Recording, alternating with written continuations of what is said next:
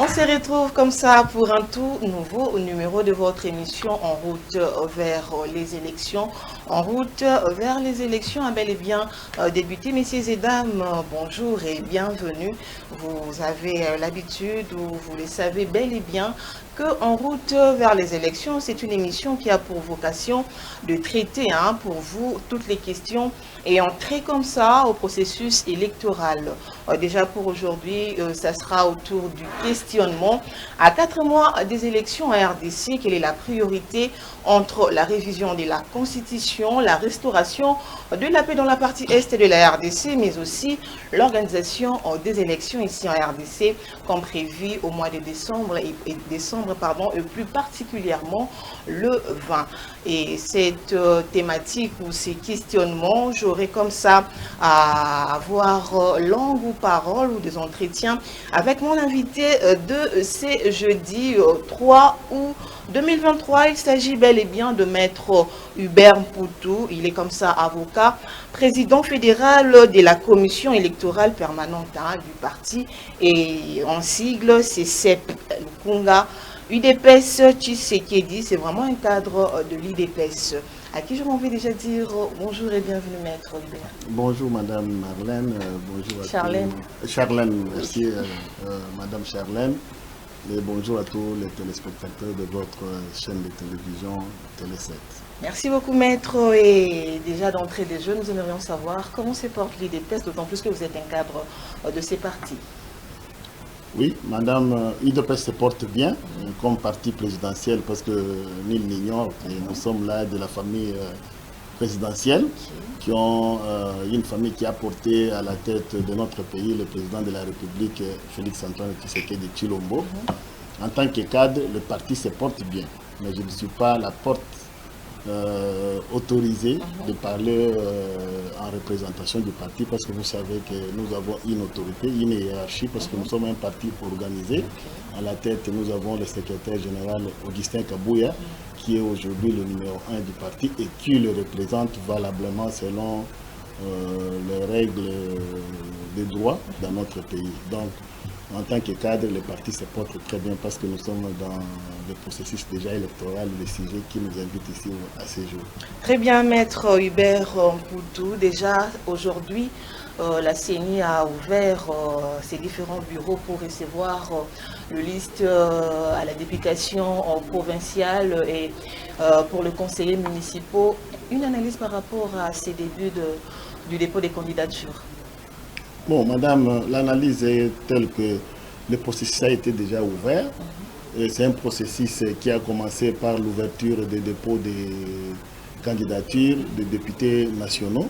Ce qui a été fait, la clôture a eu lieu et nous sommes maintenant dans la phase de dépôt des candidatures des députés provinciaux ainsi que les conseillers communaux. C'est un processus qui suit les calendriers normalement, bien que c'est l'œuvre humaine et les imperfections ne manqueront pas. Mais dès lors que la détermination du gouvernement congolais ainsi que du président de la République est qu'il y ait un cycle qui suit les cours normaux, nous sommes dans cette logique-là de voir les élections s'organiser dans notre pays. Merci Maître Hubert Poutou. Déjà, avant d'aborder notre thématique d'aujourd'hui, vous venez là de parler du processus électoral et tout. Comment voyez-vous ces processus électoraux? Partagez-vous le même avis avec ceux-là qui disent que ces processus est mal engagé, ces processus est biaisé? Bon, vous savez, nous sommes de ceux qui pensent que l'histoire nous enseigne aussi.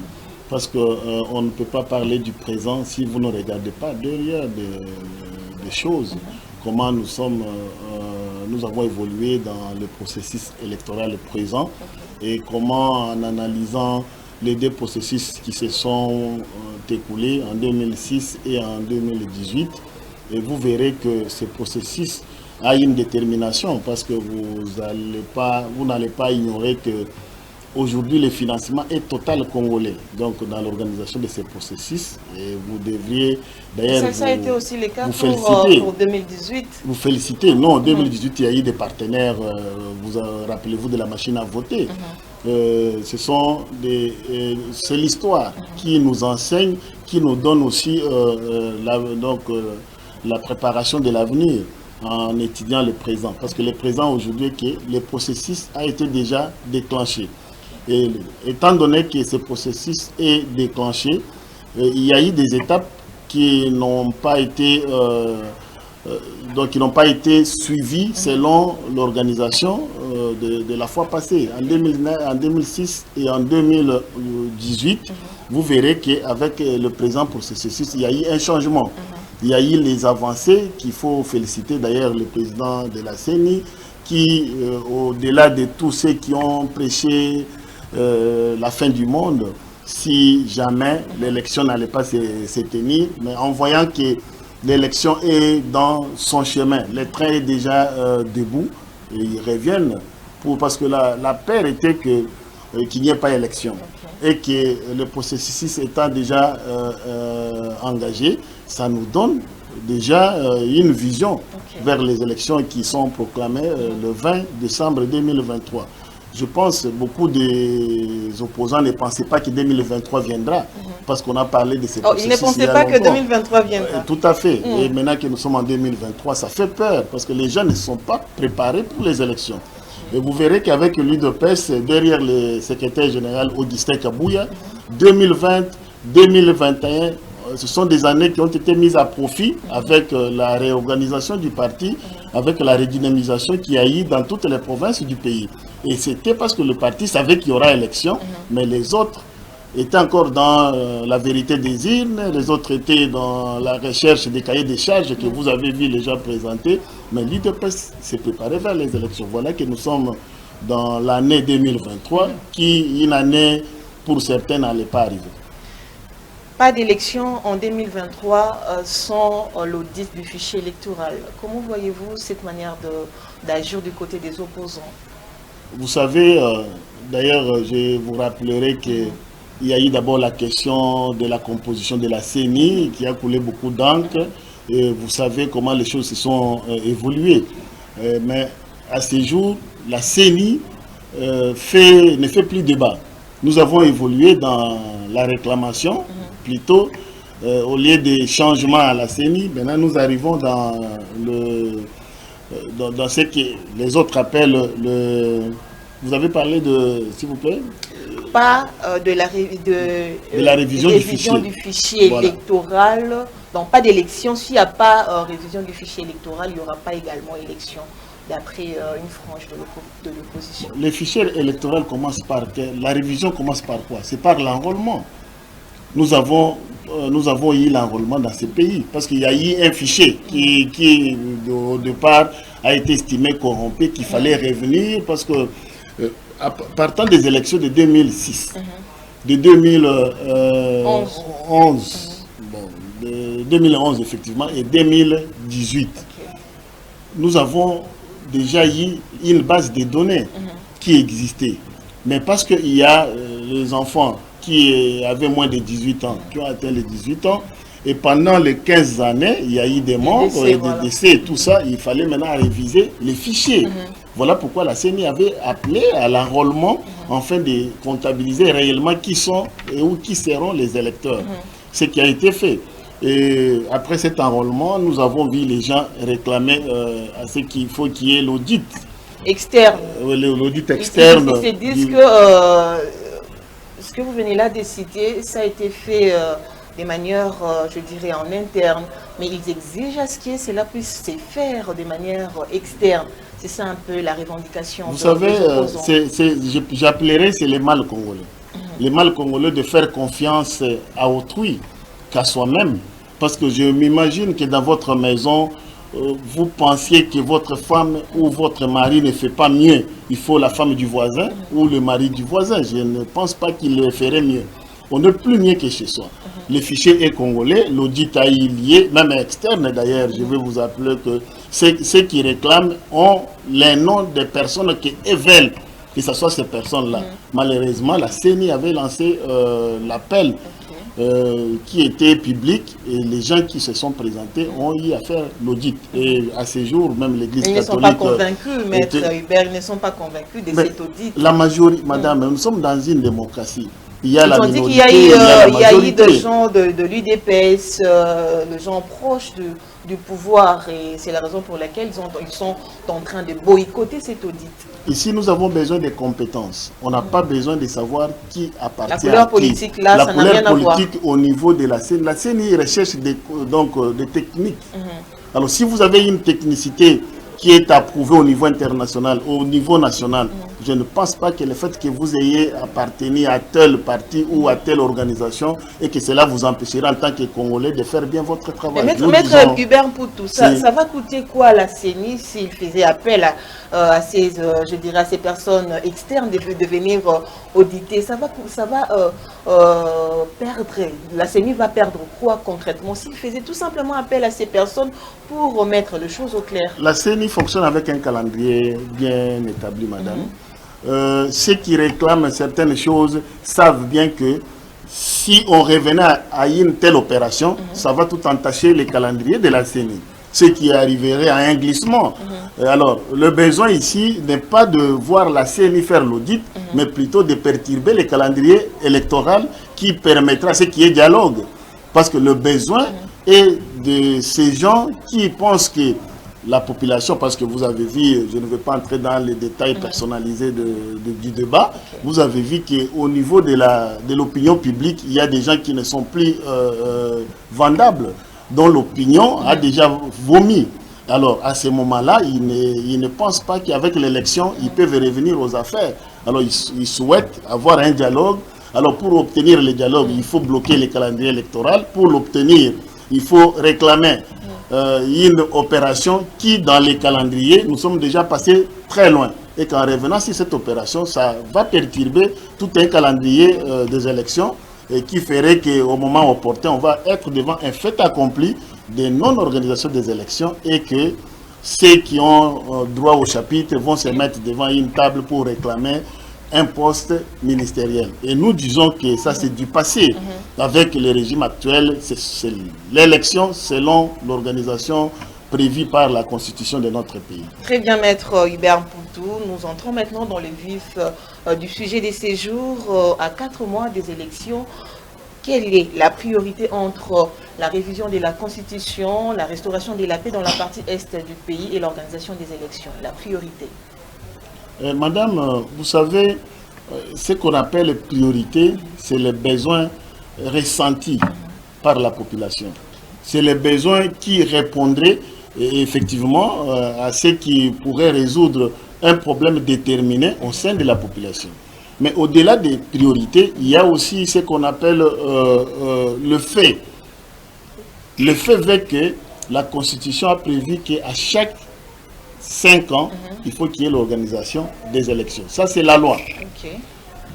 Et la loi veut que 5 ans après, le président en fonction doit mettre les moyens avec son gouvernement, afin qu'il y ait la CENI, qui est un organe, voulais-je dire, un organe indépendant, organise les élections généralisée dans le pays. Alors, il ne faut pas confondre la priorité de fait et l'organisation des élections prévues par la Constitution. Parce que nous sommes dans un pays qu'on appelle donc État de droit, une république démocratique du Congo. Déjà par définition, vous comprendrez que... Est-ce que cette république est réellement démocratique, Maître Hubert?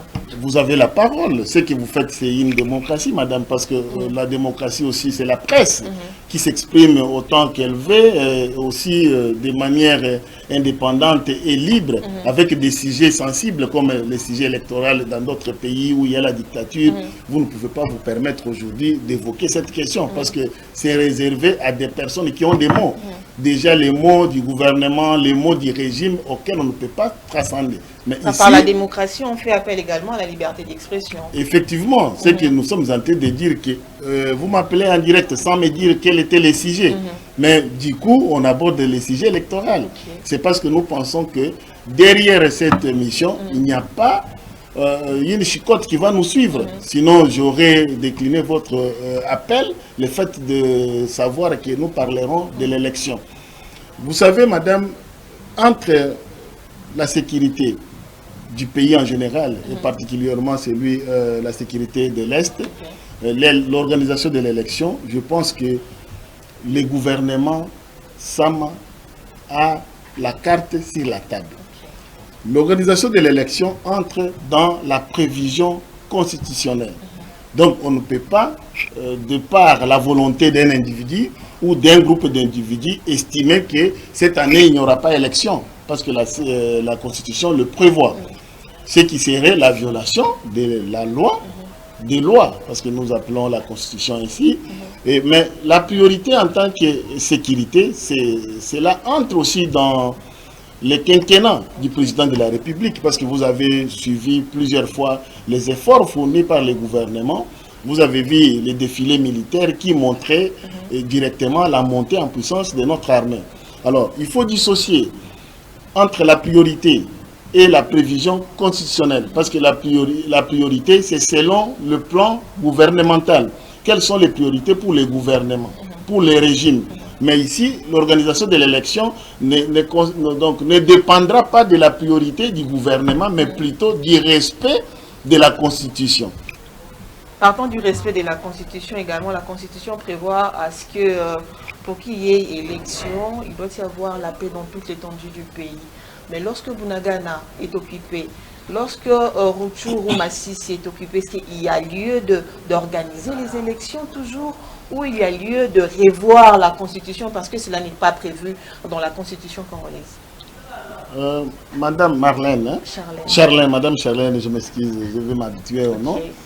Vous savez, nous allons, dans cette réflexion, ça risque de donner raison aux ennemis de notre République. Parce que ceux qui ont créé cette guerre, parce que c'est une guerre d'agression, vous êtes sans oublier que nous sommes agressés par un pays voisin à travers les fictifs personnes qu'on appelle M23. Et l'objectif était de perturber l'élection. C'était de perturber toute organisation du pays. Alors, si nous entrons dans cette analyse, pensant que... L'objectif de cette guerre qui se passe à l'est de la RDC, c'est perturber les élections. C'est parmi tant. Parce ça que date de longtemps, cette guerre, maître. Ça date de longtemps. Ce n'est pas d'hier qu'on parle de la guerre dans la partie Est, c'est la date de longtemps. Effectivement. Quand vous parlez, quand vous êtes en train de dire que c'est pour perturber les élections, là, ça laisse à désirer, maître. Non, madame, peut-être je ne me fais pas bien comprendre, parce que quand vous prenez cette guerre selon son évolution, il y a eu l'évolution de la guerre selon les étapes, selon les années, selon le moment et les périodes. Alors si je parle de la perturbation des élections, je parle maintenant de... Parce que je vais vous rappeler que dans notre gouvernement, il y a les anciens cadres de M23 qui a été défait. Vous comprenez? Et ils se sont transformés en mouvement politico-militaire. Et ils ont eu un parti politique qui a adhéré à FCC. Et ce parti a eu même avoir des postes gouvernementaux. Donc, c'est un mouvement qui n'existait plus parce qu'il y avait la paix précaire. Et malheureusement, le même mouvement revient, refait surface après quelques années. C'est là où je vous ai dit l'objectif, parce qu'en dehors de l'objectif économique, il y a aussi l'objectif d'empêcher les pays à s'organiser. Les pays s'organisent comment? C'est quand le gouvernement fait exécuter son projet de société en toute quiétude. Mais ici, nous sommes dans une période où la guerre de l'Est empêche le gouvernement d'exécuter totalement son projet de société. Par quels moyens?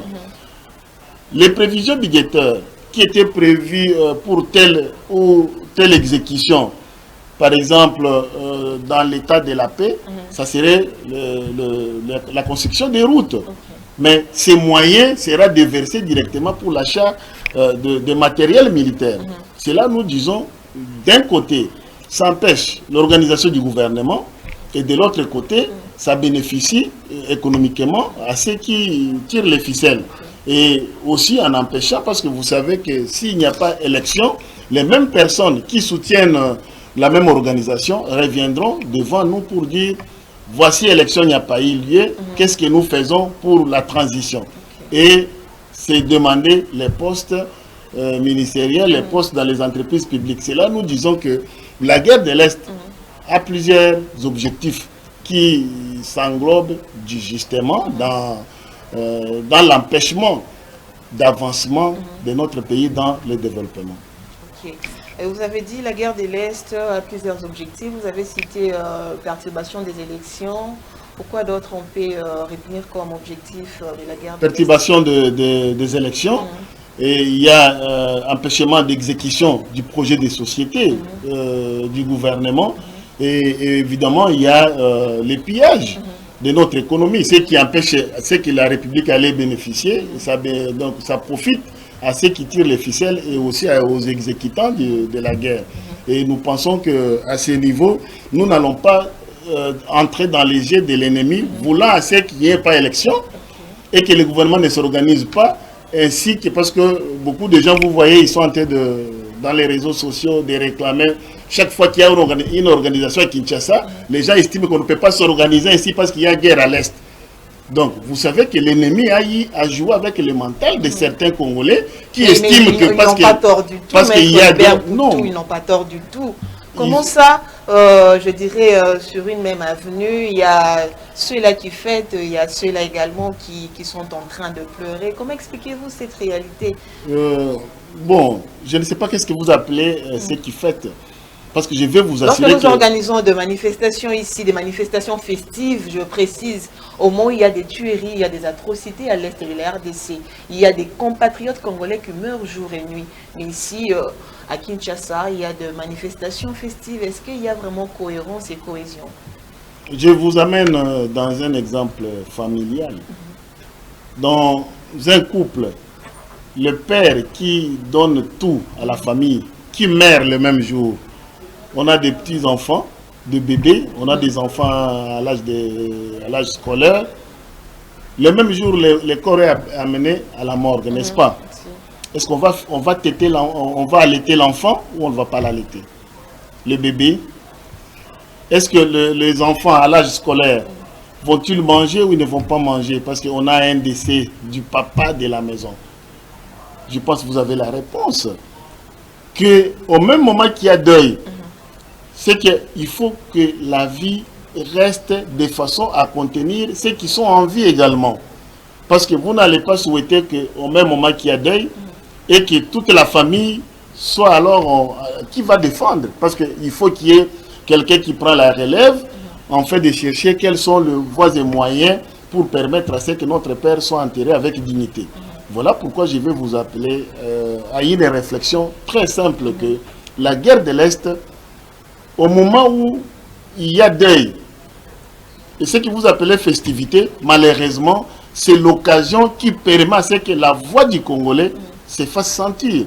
Je vais d'ailleurs prendre pour exemple les Jeux de la francophonie.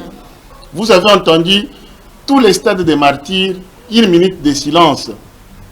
Et étrangers et Congolais. Ça signifie quoi? Ça signifie que même si vous venez chez nous dans la fête, mais sachez que nous sommes en deuil. Et voilà une réflexion d'un gouvernement qui se respecte. Parce que nous sommes en deuil, même si nous vous accueillons, on ne pouvait pas refuser de vous accueillir, mais on vous accueille. Sachez que nous sommes agressés dans les discours de tous les officiels qui se sont succédés à la tribune. Vous avez suivi cela. C'est un message fort, parce que lorsqu'il y a l'invité, à ce moment-là, on fait passer son message. Et le même message qui est passé à l'organisation de la francophonie, les oreilles qui ont entendu ne seraient pas les mêmes oreilles quand quelqu'un est chez lui, il entend ça à la télévision. Est-ce que le message en question arrive vraiment à qui des droits? Je donne l'exemple du passage du pape François ici. Il y avait pas mal de messages. Et quels sont les résultats? Les résultats, pardon. Parce qu'il y avait des messages de part et d'autre lors de l'arrivée du pape ici. Mais apparemment, il n'y a aucun résultat jusqu'à là, maître Hubert Poutou. Puisque vous venez là de soulever également les messages adressés lors de l'ouverture du 9e jeu de la francophonie. Pour quelle fin? Parce que nous ne sentons pas réellement les effets de ces messages que nous lançons à la communauté internationale. Bon, je ne veux pas penser que vous ne faites pas partie de la société congolaise. Parce que peut-être que vous êtes occupé à la télévision et que vous ne suivez pas aussi les infos. Parce que dans ces cas de recherche de solutions, je vais vous dire que notre pays a été donc je peux dire dans une impasse. Impasse pourquoi? Parce que nous sommes un pays en guerre. Au niveau international, il est reconnu que nous avons plus de 200 groupes armés, mais de l'autre côté, on nous empêchait d'avoir les marchés des armes, ce qu'on a appelé l'embargo. Voilà. Alors, dans ce que vous demandez, quels sont les résultats, je vous assure que le premier résultat qui a fait peur à tous nos ennemis, à tous les agresseurs, c'est la levée de l'embargo. Parce que dans le cadre des droits, on appelle que la guerre doit être à armes égales. C'est-à-dire, les mêmes armes que vous avez, je dois aussi les avoir pour déclencher la guerre. Mais ici, on avait une injustice qui faisait que l'ennemi a des armes. Vous avez suivi la MONUSCO, des armes sophistiquées que la MONUSCO, qui est l'ensemble des États, était incapable de combattre. Mais nous étions dans l'impossibilité. Il a soulevé que l'ennemi avait des armes sophistiquées. Effectivement, c'est la communauté internationale. Voilà, je parle de la MONUSCO. L'ennemi avait la possibilité d'acquérir ces armes-là. Mais nous étions dans l'embargo qu'on ne pouvait pas les obtenir ni à travers un commissionnaire. Et avec la diplomatie agissante du président de la République, il y a eu la levée de l'embargo. Déjà, vous avez vu la démonstration des forces de nos forces armées et qui démontre effectivement qu'il y a eu des avancées.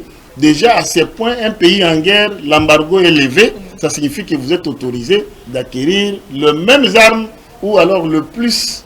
Parce que nous sommes un gouvernement qui peut acquérir n'importe quelle arme, contrairement aux groupes armés. Donc, je vais vous assurer qu'avec cette levée de l'embargo, ça dépasse tout ce que vous appelez comme résultat, madame. Au stade actuel, maître Hubert Poutou, pour restaurer la paix dans la partie Est, il faudrait qu'on puisse continuer ou aller de la diplomatie en diplomatie comme fait le président Félix Antoine Tshisekedi, en lieu de déclarer au effort la guerre. Le président Félix, c'est d'abord avant tout un homme de paix. Un homme de paix dans toutes ses interventions. Vous sentez quelqu'un qui a du cœur. Parce que vous ne pouvez pas être un chef si vous ne ressentez pas la douleur que votre population ressent. Déclarer la guerre relève du pouvoir discrétionnaire du président de la République de par la Constitution. D'où il est le seul, le meilleur et le mieux informé de l'évolution de la guerre. S'il ne l'a pas encore déclaré, c'est qu'il y a encore des raisons pour lesquelles nous ne pouvons pas dire ou les forcer à le faire. Parce que la guerre, nous connaissons quand ça commence, mais nous ne connaissons pas quand ça termine. Vous savez, dans l'évolution de la communauté internationale, il y a eu des voix, des langues qui se sont déliées. Et toujours dans cette perspective de voir bientôt ou les jours à venir une condamnation ferme Vous avez vu certains présidents des pays étrangers défiler Kinshasa et faire des déclarations. Et nous pensons que le président est dans la bonne voie et il connaît ce qu'il faut pour les Congolais. Et d'ailleurs, c'est la raison pour laquelle nous, comme membres de l'UDPS, nous disons le deuxième mandat, c'est un moyen également de permettre au président de continuer ce qu'il a commencé, afin que les Congo que nous espérons, celui que nous chantons dans l'hymne national, se concrétise avec l'avènement de l'UDPS au pouvoir. Maître Hubert Mpoutou, pensez-vous que le président Félix Antoine Tshisekedi sera réélu en 2023? Je précise le 20 décembre déjà. Est-ce qu'il sera réellement réélu? Bon, pour certains, il y a un adage qui dit que il n'y a pas match lorsqu'on n'a pas d'adversaire.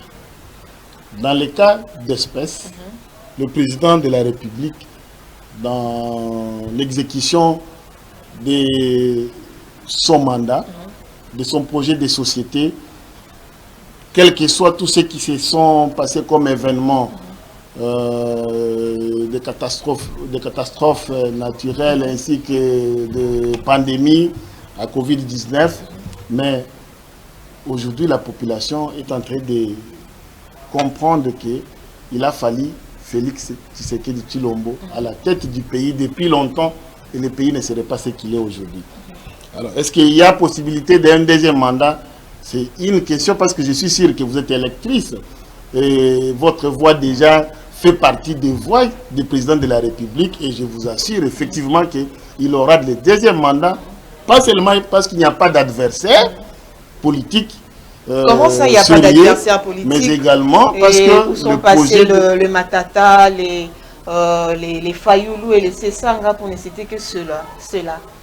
Bon, vous savez, je pense que citer les noms des personnes qui vous savez que la gestion est derrière eux. Parce que quand vous avez la gestion de la chose publique, madame, vous devez rendre compte. Quand un individu se permet de dire, moi je ne peux rendre compte à personne dans un pays qu'on appelle la République démocratique du Congo, c'est qu'il connaît qu'il a mal géré. C'est une analyse qui est tout simplement simple. Parce que celui qui a bien géré, il est fier de rendre compte. Mais M. Matata est en difficulté de se présenter devant les juges parce qu'il dit, moi, aucun juge ne peut me juger. Donc, au-delà de tout, c'est une loi qui a été taillée sur mesure. On l'a personnalisée, disant que tel ne peut pas être jugé dans un pays. Ça signifie qu'il connaît qu'il a fait des malversations derrière lui et qu'il ne veut pas se justifier. Déjà, à partir de là, dans un pays comme le nôtre, et avec tout honneur, si j'étais à sa place, je me retirerais tout simplement de la course. Mais parce qu'il veut que le peuple les sanctionne, allons-y. Vous verrez dans les urnes qu'on connaît. Quand quelqu'un dit « je ne peux pas vous rendre compte », ça signifie qu'il est, lui-même conscient que ma gestion ne peut pas être mise à la place publique. Une fois mise à la place publique, c'est la honte non seulement pour moi, pour toute la République, parce que ça serait une honte qu'on apprenne qu'un ancien Premier ministre qui a géré plus de 5 ans ne peut pas rendre compte de sa gestion devant la population, encore moins devant les juges. Donc je pense que quand nous disons qu'il n'y a pas d'adversaire, ce n'est pas parce que nous pensons que les personnes n'existent pas. Les personnes existent, mais il faut avoir un bilan. Il faut avoir une cohésion dans ce que vous avez fait et ce que vous êtes aujourd'hui. Puisque vous parlez du bilan, Maître Hubert Mpoutou, déjà un proche du pouvoir, je tais les noms, il avait dit, je crois que c'était l'année passée, que le président de la République, Félix Antoine Tshisekedi, aura du mal à se présenter devant le public parce que le bilan est purement négatif. Que pensez-vous? Bon, c'est un avis. C'est d'ailleurs la raison pour laquelle je vous dis que la gestion du pouvoir est tellement démocratique au point où un proche, d'ailleurs comme vous dites là, peut se permettre de dire ainsi et rester au pays, vivre normalement.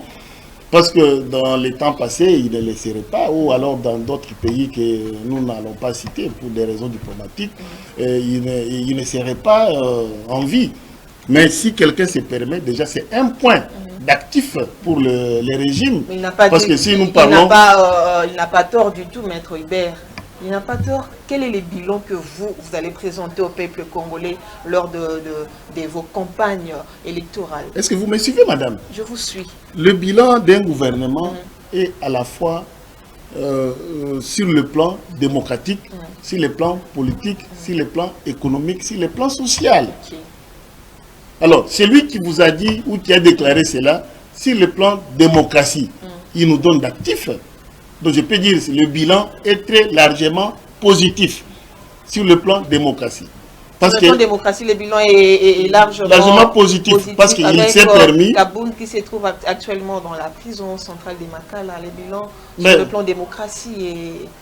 Qui vous a dit que là où il y a la démocratie, il n'y a plus la loi, où il n'y a plus le service public de l'État? Mais chacun est libre d'émettre son avis, c'est ce qu'a fait Jean-Marc Kaboun, mais il est aux arrêts actuellement. Là, il n'y a que le juge ou le ministère public poursuivant qui peut répondre à la question, parce que jusqu'à présent, le procès n'a pas encore commencé. Si le procès commencerait, là, je peux émettre un avis, parce que moi je suis un avocat, et l'avocat est interdit de mettre un avis sur un dossier qui est déjà devant les cours et tribunaux.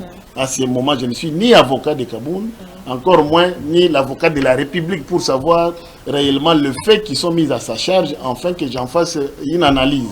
Même si je le serais, la loi m'interdit à ce point-là, en tant qu'avocat, de mettre des points de vue sur un dossier qui est à l'instruction.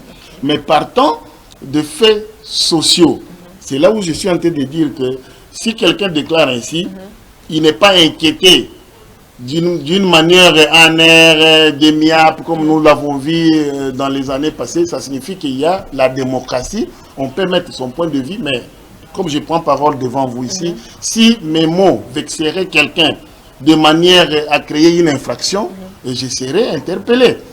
Donc c'est à moi de savoir, mes propos ne doivent pas dépasser de manière à violer la loi. Parce que si je viole la loi pénale, à ce moment-là, qui je sois, quoi que j'aie, madame, je serai demain appelé devant les juges. À ce moment-là, je n'allais pas réclamer pour dire non, j'étais dans une analyse qui aurait vexé la personne et m'interpeller serait la violation de la démocratie. Nous disons non.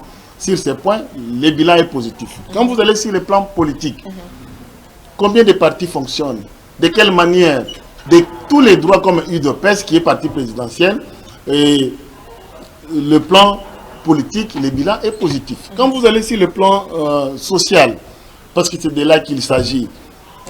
Sur le plan politique, le multipartisme, ça ne date pas du chef de l'État, Félix. Mais l'UDPS a été astreint à fonctionner pendant des années, pendant prenons les années de Mobutu.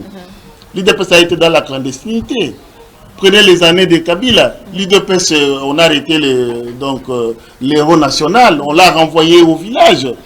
Qu'est-ce que vous voulez dire, madame? Si le plan politique et le fonctionnement a été bafoué, et quel que soit le multipartisme qui était autorisé, mais la tolérance des actions des adversaires n'était pas à la hauteur.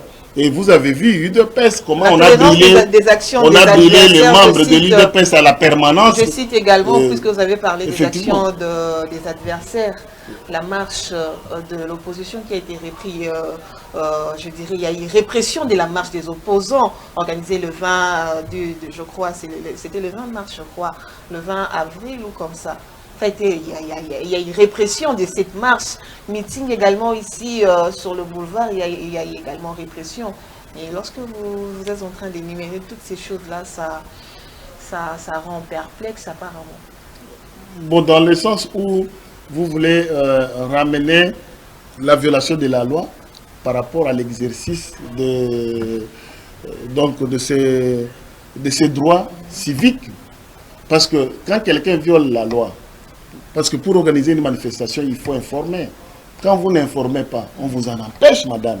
Mais si quelqu'un organise une manifestation sans respect de la Constitution, qui prévoit et démontre même les modalités de l'organiser, effectivement, les services de sécurité et tout l'arsenal sera derrière. C'est dans cette manière-là que vous pouvez voir, sous réserve, effectivement, de savoir qu'est-ce qui s'est passé et que certaines personnes peuvent être empêchées effectivement de passer avec des manifestations. Mais je vous assure que le bilan de Félix Antoine Tshisekedi Tshilombo, c'est un bilan positif. Ce n'est pas seulement moi qui le dis comme membre de l'UDPS, mais suivez. Et les raisons pour lesquelles tout le monde adhère dans l'Union sacrée, tout le monde vient et s'écarte, parce que du mal, aujourd'hui, comme nous avons dit, qu'il faut s'inscrire du côté de l'histoire. Donc, du côté d'une bonne histoire, c'est soutenir le président de la République, lui donner le deuxième mandat, afin que le travail qu'il a commencé, et surtout avec tout ce qu'il y a eu comme embûche de Covid, de catastrophes naturelles et tout ça, et que 2024, qui va commencer avec un nouveau mandat, ça permettra que tout ce que l'UDPS avait proposé, tout ce que le président comme ingénieur de ce pays, et que se réalise davantage et que le peuple congolais soit quand même respecté dans le monde comme nous le voyons aujourd'hui avec tout ce qui se passe. Je vais terminer mon propos par demander effectivement aux membres de l'UDPS de la Fédération de Lukunga, où je suis le président fédéral de la commission électorale permanente du parti, de se mobiliser, de se sensibiliser encore davantage, de garder les cartes de lecteurs bien, afin que nous ayons la majorité parlementaire, parce que là où nous travaillons plus comme UDPS, c'est de rechercher la majorité parlementaire qui sera acquise à l'UDPS. Parce que le président de la République en a besoin. En tant que garant de la nation, il faut qu'on lui donne cette majorité qui lui permettra de gérer le pays sans cahier de charges, comme nous l'avons vu dans les temps passés. Et c'est notre besoin. Et j'en appelle aussi à vous et à tous ceux qui sont congolais, réellement de père et de mère, de soutenir le deuxième mandat du chef de l'État pour la relance de notre pays, les géants Congo. La dernière question, Maître Hubert, avant de se quitter. Vous êtes candidat à la députation nationale? Je veux me réserver surtout parce que nous ne sommes pas pendant la période de campagne, pour que les gens ne m'en veulent pas. Je ne suis pas candidat, mais je suis premier suppléant d'un candidat dans notre fédération de Lukunga. Et bien sûr, M. Kassonga Joseph. Pour clore, il y aura bel et bien élection en décembre 2023. Mais je suis premier suppléant, madame.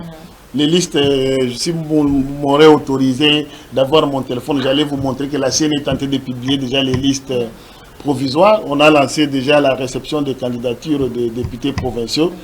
Si vous n'avez pas eu la carte, la CENI a lancé déjà, si votre carte a des problèmes, la CENI a lancé l'opération.